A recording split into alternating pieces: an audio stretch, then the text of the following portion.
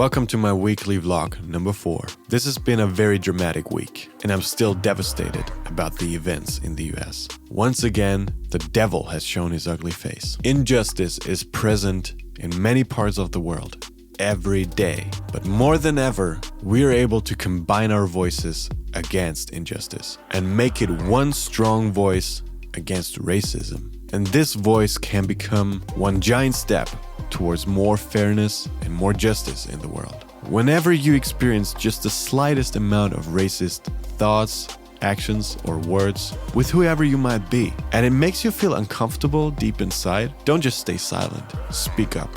Don't just feel sorry for George Floyd and ask for a change when posting statements on your social media. Be the change, and be the change every day of your life. We are all humans. We are all created by the same architect. We share the same love, the same fears, the same dreams. Let's not fight violence with even more violence, because that's the path the devil wants us to walk on. History has shown that this never brought the change. Instead, it just led to more separation and even more violence. Let's combine our voices against racism and injustice. Not just now, every day, everywhere. Let's combine our voices against the devil, because he shall not succeed. Never. Love should always win. I hope you enjoy my vlog.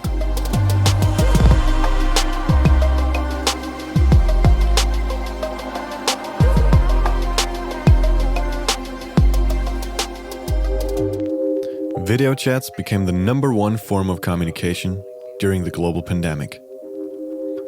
I got the feeling that I communicate a lot more with friends all over the world ever since Corona started, both privately and for work. Like here when I worked on some of my lyrics with Mr. Charles Simmons, did some refinements and vocal coaching. Of course, a video chat can never fully replace a face-to-face conversation, but it's a great way to stay creative. Speaking of creativity, this week was full of vocal recordings. We also recorded some female backing vocals with Jenny for my song Can't Get Enough of You. Of course I needed her to be on the track.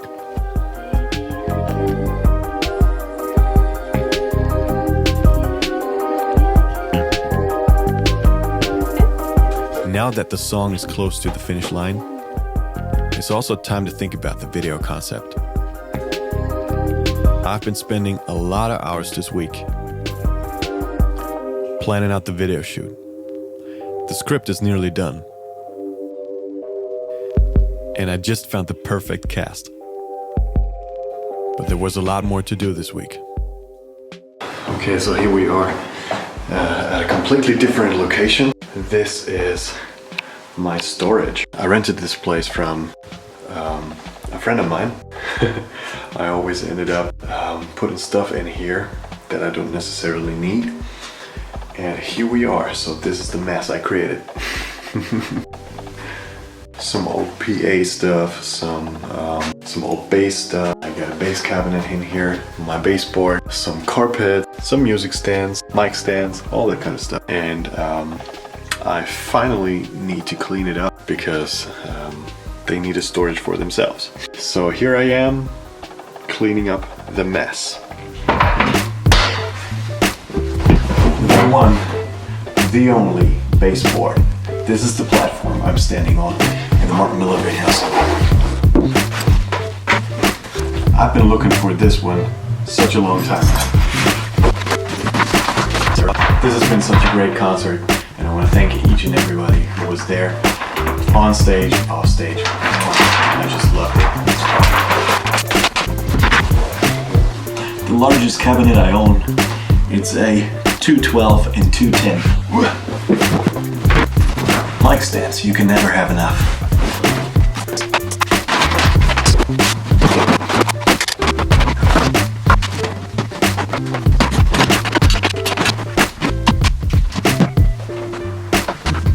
Oh, this case did its work. When I was 18, I founded a trio formation, and we did a lot of corporate gigs, weddings and company gigs and all that kind of stuff. And I always was the guy that rather own stuff than renting out stuff and never know what you're getting. So I did end up buying a small PA system, a mixer. I've always been very interested in all that kind of stuff. So whenever I got more money, I would reinvest it into something new to make our sound better. This is me cleaning up the storage with all that kind of stuff that I invested in when I started out my musical journey. I didn't really need it over the last couple of years, but it's always great to have it, right? So, great memories with everything that is in here.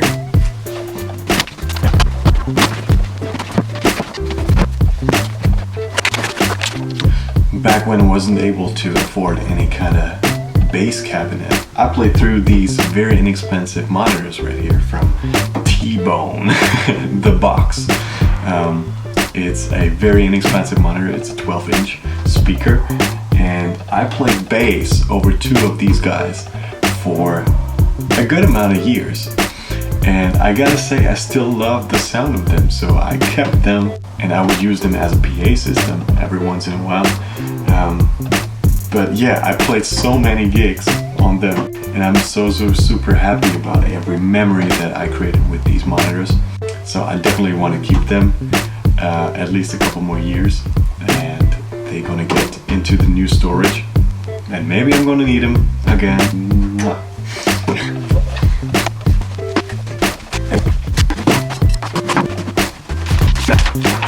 My very first CD release show.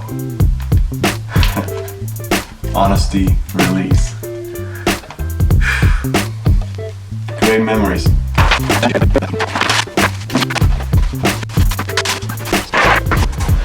This is a very heavy subwoofer.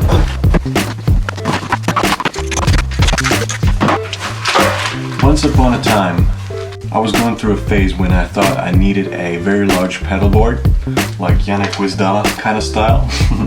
So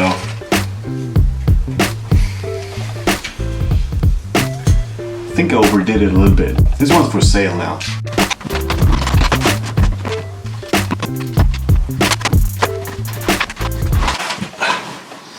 This guy right here belonged to my great uncle, who sadly passed away a couple of years ago. And this was on stage when I played my release show to Honesty. Wow, such a dusty little guy. But this is something that always reminds me of my great uncle, who was just an amazing person. And I'll keep that in the new storage because it makes such a cool set on stage. I love it. And there's an even larger one in there. So, probably need some help with that.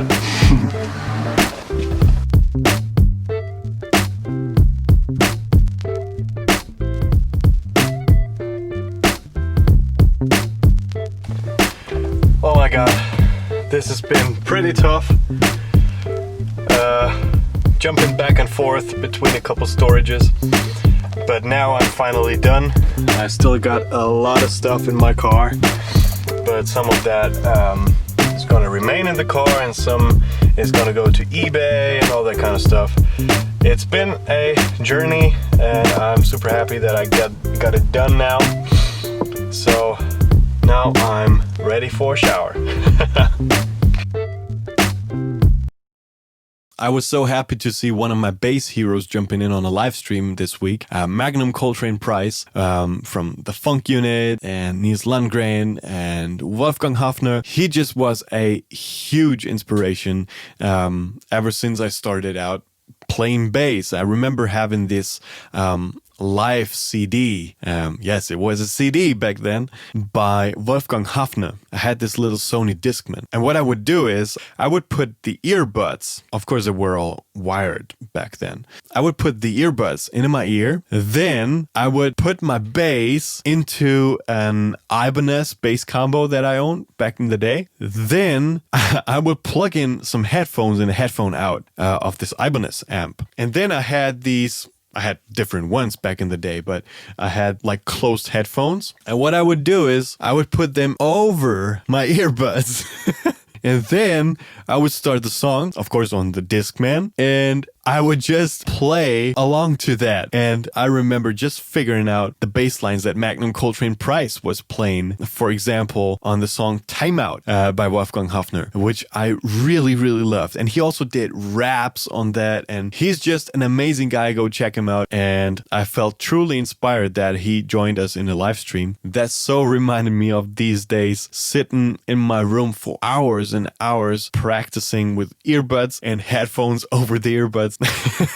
That was so funny. And then after like 2 years of playing, I just got a different Discman because the other one was broken. This very Discman had the possibility to high pass. So I could even filter out a little bit of the bass so I can have a little more space for me to play. But my original goal was to play the original bass line note by note so you could actually hear no difference. And I think that's such a great way to learn. That's such an intuitive way to practice. And it also teaches you so much about like length of notes, sound, of course. And I always tried to get this thumpy slap sound, and I never got it out of my Yamaha because he was using a Fender jazz bass, and it just sounded so different when I slapped my Yamaha. So that is just a story I wanted to share with you because I got so inspired by the presence of Magnum Coltrane Price in one of my live streams. And this truly means a lot to me. Also, one of my dearest bass brothers, Kaid Kurafali, just told me that I would inspire him to do his vlogs and all that kind of stuff. So that's just such a valuable feeling, and this truly means a lot. Thank you so much. I want to end this section of the video with a great quote by Mr. Bob Dylan. The highest purpose of art is to inspire. What else can you do? What else can you do for anyone but to inspire them? Bob Dylan, you're goddamn right. This was a very special week of live streams. I had so much fun. Beating the clock, playing a concert, creating a song from scratch, and the greatest thing, watching the community growing together. And I'm really looking forward to giving back with some brand new music. I can't wait to share this new single with you guys, and I hope you enjoyed this episode. I can feel your excitement too, and I just want to say thank you for that. As an artist is constantly going through some phases of insecurity, this gives me a lot of confidence and purpose to keep on doing what I do every day. And after all, I want to spread joy.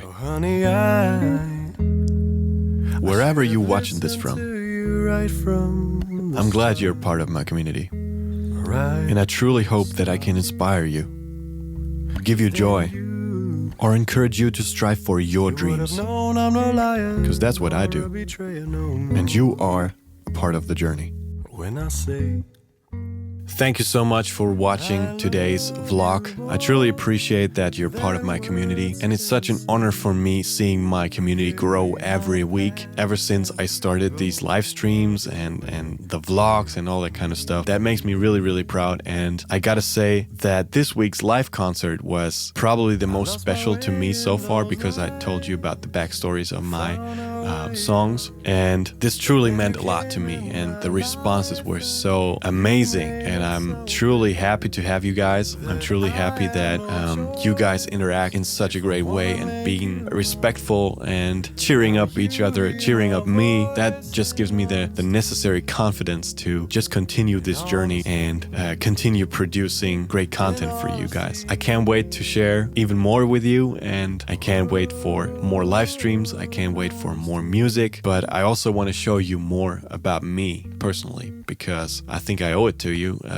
since you guys are supporting me this much, and I also want to learn more about you. So feel free to DM me, shoot me emails, and if you want to be part of this community and you're watching this for the first time, go ahead, subscribe to my channel, hit the bell if you want to be notified about upcoming live streams, vlog posts, and all that kind of stuff, and I'd be happy to welcome you in this community. Thank you so much, and I'm going to see you on Tuesday for a brand new episode of Me Against the Clock. Have a great week, and I'm going to see you when I see you. Take care.